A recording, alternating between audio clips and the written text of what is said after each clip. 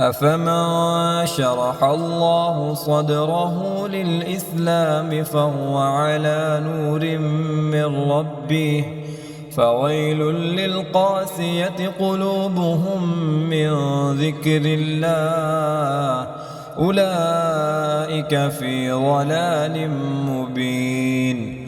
الله نزل أحسن الحديث كتابا متشابها مثاني تقشعر منه جلود الذين يخشون ربهم ثم تلين جلودهم وقلوبهم إلى ذكر الله ذلك هدى الله يهدي به من يشاء ومن يضلل الله فما له من هاد. أفمن يتقي بوجهه سوء العذاب يوم القيامة وقيل للظالمين ذوقوا ما كنتم تكسبون.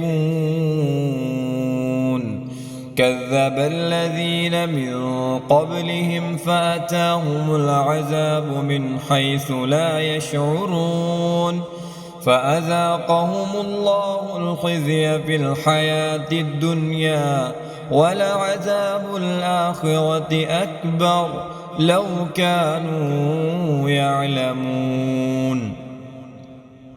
ولقد ضربنا للناس في هذا القرآن من كل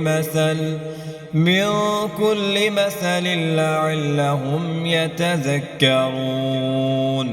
قرآنا عربيا غير ذي عوج لعلهم يتقون. ضرب الله مثلا رجلا فيه شركاء متشاكسون